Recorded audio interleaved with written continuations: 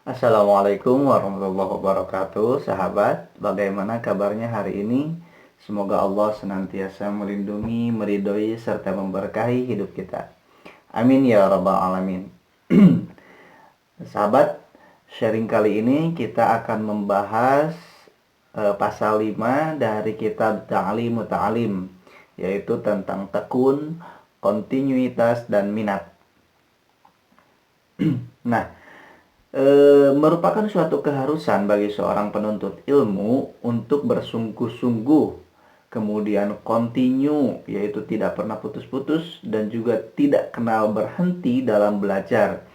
Hal ini disebutkan di dalam firman Allah, "Walladzina jahadu fina lanahdiyannahum subulana." Dan orang-orang yang berjihad atau bersungguh-sungguh untuk mencari keridhaan kami, sungguh akan kami tunjukkan kepada mereka jalan-jalan kami. Jadi di dalam firman Allah ini disebutkan bahwa seseorang yang bersungguh-sungguh, maka dia akan diberikan ataupun ditunjukkan jalan oleh Allah Subhanahu wa taala. Nah, di dalam sebuah ungkapan dikatakan bahwa barang siapa yang bersungguh-sungguh mencari sesuatu, niscaya akan menemukannya. Nah, seseorang akan mendapatkan apa yang dicarinya sejauh usaha yang dia lakukan. Jadi, apabila kita ingin mendapatkan sesuatu, maka seyogianya kita harus bersungguh-sungguh karena seseorang ataupun kita itu akan mendapatkan sesuatu yang sesuai dengan apa yang kita usahakan. Nah, di dalam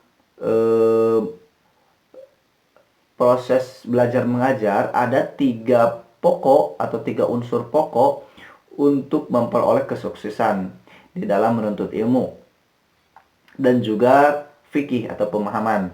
Yang pertama yaitu orang yang belajar, yang kedua guru, dan yang ketiga seorang ayah apabila ia masih hidup.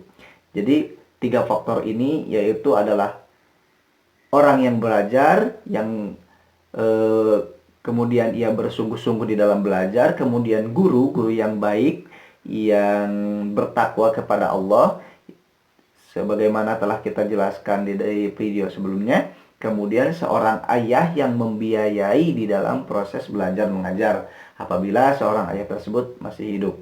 Nah, 3 unsur pokok ini merupakan faktor-faktor yang dapat memberikan ataupun menjadikan seseorang sukses di dalam proses belajar mengajar ataupun di dalam menuntut ilmu.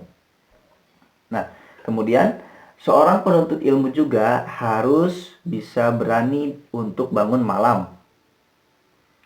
Dalam artian menjalankan qiyamul lail. Sebab kemuliaan seseorang hanya dapat diraih dengan berani bangun malam, yaitu qiyamul lail atau menghidup-hidupkan malam. Nah, dikatakan di dalam sebuah ungkapan bahwa jadilah ataupun jadikanlah waktu malam itu sebagai kendaraanmu untuk mendapatkan cita-citamu. Jadi di dalam ungkapan ini dijelaskan bahwa kita harus menjadikan malam kita itu untuk ataupun sebagai sarana untuk mendapatkan cita-cita kita. Nah, penulis kitab ini yaitu Syekh Azhar Nuzi sepakat dengan sebuah syair, yakni barang siapa yang menghendaki untuk mendapatkan cita-citanya, maka jadikanlah malam sebagai sarananya. Sedikitkanlah makanmu agar dapat bangun di waktu malam jika engkau ingin menempuh kesempurnaan, wahai sahabatku. Dikatakan pula bahwa barang siapa yang membiarkan dirinya terjaga di malam hari, maka hatinya akan ceria di siang hari. Sebab dia menjadikan malamnya itu sebagai sarana untuk meraih kebahagiaan ataupun meraih kesuksesan, untuk meraih kesempurnaan di dalam cita-citanya. Maka ketika kita menjadikan malam kita sebagai sarananya, maka tentu siang hari ataupun di siang hari hati kita akan menjadi ceria, bahagia tentunya ya.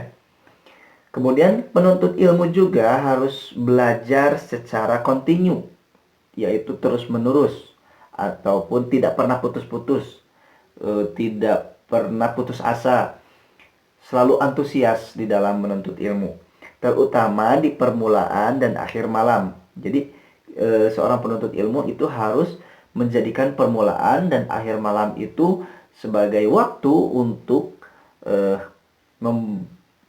menggali lebih suatu ilmu agar menjadikan ia lebih paham, lebih menguasai di dalam ilmu tersebut. Sebab kenapa ya?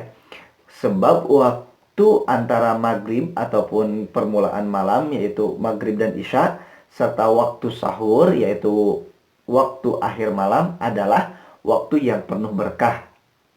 Nah, karena ya, jadi kenapa kita harus mengutamakan belajar di waktu awal malam dan juga di waktu akhir malam? Karena waktu antara maghrib dan isya dan juga waktu sahur itu adalah waktu yang penuh dengan keberkahan. Sehingga apabila kita menjadikannya waktu sebagai kita mempelajari lebih dalam suatu ilmu, maka insya Allah ilmu tersebut akan lebih berkah bagi kita. Kemudian seorang penuntut ilmu itu hendaknya dapat merebut dan mempergunakan masa mudanya untuk tekun belajar. Jadi jadikanlah masa muda itu sebagai waktu ataupun digunakan lebih untuk mencari ilmu, untuk belajar, untuk menguasai berbagai macam jenis ilmu. Seperti di dalam sebuah syair, raihlah kesempatan di waktu mudamu karena masa muda itu tidak abadi. Ya, masa muda itu tidak abadi. Jadi tidak akan terulang lagi. Maka manfaatkanlah masa muda ini sebaik-baiknya dengan hal-hal yang bermanfaat, terutama untuk belajar dan juga untuk menuntut berbagai jenis ilmu, untuk sehingga kita mampu ataupun setidaknya kita mengetahui, meskipun tidak menguasai ya, setidaknya kita mengetahui dasar-dasar dari berbagai jenis ilmu. Kemudian penuntut ilmu itu juga tidak boleh memaksakan diri dan juga membebani diri terlalu berat dalam proses belajar ya, sehingga menjadikannya lemah dan juga tidak mampu melakukan sesuatu karena saking memaksakan dirinya di dalam proses belajar mengajar. Jadi seharusnya kita tahu porsi, kita tahu batas diri, sampai mana kemampuan kita dalam proses belajar mengajar, sehingga kita tidak terlalu memaksakan diri. Dan dikarenakan memaksakan diri ini, maka diri kita menjadi lemah dan juga tidak bisa melakukan segala sesuatu. Tetapi ia harus memperlakukan dirinya dengan santun, karena sikap santun merupakan modal yang besar dalam meraih segala sesuatu. Rasulullah SAW bersabda, ingatlah, agama ini, yaitu agama Islam, adalah kuat. Maka lakukanlah dalam agama dengan berhati-hati. Janganlah engkau membenci dirimu dengan ibadah kepada Allah Ta'ala. Sebab orang yang terputus kekuatannya tidak dapat memusatkan tindakannya di bumi, dan tidak ada kendaraan yang dapat kekal. Maka berhati-hatilah dalam bertindak ya, sehingga kita tidak memporsir diri kita di dalam melakukan segala sesuatu, terutama di dalam proses belajar mengajar. Sabda Rasulullah SAW juga, jiwamu adalah kendaraanmu, maka berhati-hatilah dengan kendaraan itu. Jadi seyogianya kita berhati-hati di dalam memperlakukan diri kita sendiri, di dalam mempergunakan jasad ataupun di dalam mempergunakan diri kita sendiri, sehingga tidak terjadi hal-hal yang tidak diinginkan. Kemudian penuntut ilmu itu juga harus mempunyai minat dan juga cita-cita yang tinggi terhadap ilmu. Sebab manusia mempunyai minat dapat terbang dengan cita-cita sebagaimana burung terbang dengan sayapnya. Modal pokok untuk menghasilkan segala sesuatu adalah faktor kesungguhan dan juga cita-cita yang kuat. Sedangkan orang yang bercita-cita tinggi namun tidak bersungguh-sungguh, atau orang yang bersungguh-sungguh namun tidak mempunyai cita-cita yang tinggi, maka tidak akan memperoleh sesuatu kecuali hanya sedikit. Jadi faktor utamanya adalah cita-cita yang tinggi dan juga minat yang besar ataupun kesungguhan di dalam memperoleh sesuatu tersebut. Rasulullah SAW bersabda, sesungguhnya Allah mencintai keluhuran perkara dan juga membenci perkara yang hina. Maka bercita-citalah yang tinggi, sehingga kita mampu, sehingga kita dicintai oleh Allah karena keluhuran ataupun karena cita-cita kita yang tinggi. Dalam sebuah kisah dikatakan bahwa Imam Abu Hanifah pernah berkata kepada Syekh Abu Yusuf, engkau adalah seseorang yang lamban, maka buanglah kelambananmu ataupun buanglah kebodohanmu itu dengan membiasakan belajar secara terus-menerus, continue ya, dan juga continue, serta jauhilah kemalasan, sebab kemalasan itu merupakan kejahatan dan penyakit yang berbahaya. Nah, ini pesan dari Abu Hanifah kepada kita ataupun khususnya kepada Syekh Abu Yusuf ya, dan umumnya bagi kita sebagai penuntut ilmu, bahwa kita harus menghilangkan kelambanan ataupun kebodohan kita dengan rajin belajar, dengan terus-menerus, dengan continue, dan menghindari kemalasan. Sebab apa? Sebab kemalasan itu adalah kejahatan dan juga penyakit yang berbahaya. Itu kata Imam Abu Hanifah rahimahullah. Ada sebuah ungkapan bahwa sikap malas itu ataupun sikap malas di dalam belajar itu disebabkan sedikitnya memikirkan sejarah ilmu dan keutamaannya. Maka sebaiknya penuntut ilmu itu mau mempelajari ataupun menggerakkan aktivitas dirinya dengan penuh kesungguhan dan juga kontinuitas di dalam proses belajar mengajar, di dalam proses belajar untuk menghasilkan ilmu, dengan merenungkan betapa besarnya keutamaan ilmu itu. Sebab ilmu itu kekal, sedangkan harta itu rusak. Sebagaimana perkataan Imam Ali ataupun sahabat Ali radhiyallahu an, aku rela dengan bagianku yang diberikan Allah, yaitu ilmu untukku dan harta benda untuk musuh-musuhku, sebab harta itu cepat rusak dan sesungguhnya ilmu itu kekal dan tidak dapat hilang. Jadi ketika kita merenungkan keutamaan ilmu, merenungkan sejarah-sejarah ilmu, itu bisa menjadi faktor pemicu kita di dalam kesungguhan, di dalam minat kita di dalam proses belajar mengajar ya. Maka sebaiknya bagi seorang pelajar ataupun sebagai diri kita sebagai penuntut ilmu itu menggerakkan diri kita untuk mempelajari sejarah ilmu, mempelajari keutamaan ilmu, sehingga kita bersungguh-sungguh dan juga continue untuk menghasilkan ilmu di dalam proses belajar kita.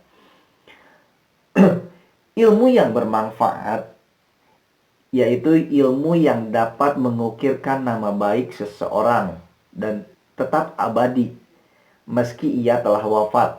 Karena itulah ilmu disebut kekal. Jadi ketika ilmu yang bermanfaat itu, yaitu ilmu yang bisa menjadikan orang yang berilmu itu dikenang dan juga tetap abadi meski ia telah wafat. Maksudnya tetap diingat, tetap diamalkan ilmu-ilmunya, tetap dipelajari ilmu-ilmunya meskipun seseorang itu atau ahli ilmu itu telah wafat, telah meninggalkan dunia ini. Maka di sanalah dikatakan bahwa ilmu itu kekal abadi. Syekh Hasan bin Ali berkata, kehidupan orang-orang bodoh itu mati sebelum ia mati. Sedangkan orang alim itu tetap hidup meski ia telah mati. Nah, Syekh Ali di sini menggambarkan bahwa seorang yang bodoh, seseorang yang tidak berilmu itu ia telah mati meskipun ia masih hidup. Jadi ia telah mati sebelum ia mati. Itu tanda orang yang bodoh. Tetapi berbeda dengan orang yang berilmu, ia masih tetap hidup meski ia telah mati. Karena apa? Karena ilmu-ilmunya yang tetap dikenang, karena jasa-jasanya yang tetap dikenang, karena ilmunya yang senantiasa bermanfaat bagi kehidupan manusia. Nah, rasa malas kadang-kadang ditimbulkan oleh dahak, ya. Jadi rasa malas itu terkadang ditimbulkan oleh dahak dan juga lemak di dalam tubuh yang disebabkan karena banyaknya makan. Jadi kenapa kita malas? Karena kadang-kadang banyaknya dahak di dalam tenggorokan kita ataupun banyaknya lemak di dalam tubuh kita. Nah, kenapa banyak lemak? Kenapa banyak dahak? Itu karena disebabkan oleh banyak makan. Adapun cara untuk mengurangi dahak adalah dengan mengurangi makan. Diungkapkan bahwa banyaknya lupa itu disebabkan oleh banyaknya dahak, dan banyaknya dahak itu karena banyak minum, sedangkan banyaknya minum itu disebabkan karena banyaknya makan. Maka cara mengurangi dahak itu yaitu dengan mengurangi makan. Sehingga ketika kita berkurang dahak di dalam diri kita, maka berkurang juga kemalasan di dalam diri kita. Adapun melakukan siwak, ya tahu siwak ya, insya Allah tahu, juga mengurangi dahak, menambah kemampuan menghafal dan juga kefasihan di dalam membaca. Nah, kenapa siwak? Karena siwak itu adalah sunnah Nabi Shallallahu Alaihi Wasallam yang dapat menambah pahala dan juga yang dapat menambah pahala sholat dan bacaan Al-Quran. Jadi siwak itu tidak hanya menyehatkan, tidak hanya dapat manfaat yang lebih, tetapi juga dengan bersiwak itu kita menghidupkan sunnah Nabi Shallallahu Alaihi Wasallam. Dan juga ketika kita bersiwak sebelum sholat ataupun sebelum membaca Al-Quran, maka dapat memberikan pahala yang lebih bagi yang melakukannya. Nah, cara mengurangi makan juga adalah dengan merenungkan manfaat dan juga pentingnya makan yang sedikit, yaitu bisa menjaga kesehatan tubuh, dapat memelihara diri ataupun menghindari diri dari barang haram, dan juga dapat menghindari diri dari sifat tamak. Nah, itu manfaat dari makan yang sedikit. Nabi Shallallahu Alaihi Wasallam bersabda, 3 golongan manusia yang sangat dibenci oleh Allah tanpa melakukan dosa yang besar ataupun tanpa melakukan perbuatan dosa, yaitu orang yang banyak makan, orang yang bakhil atau kikir, dan juga orang yang sombong.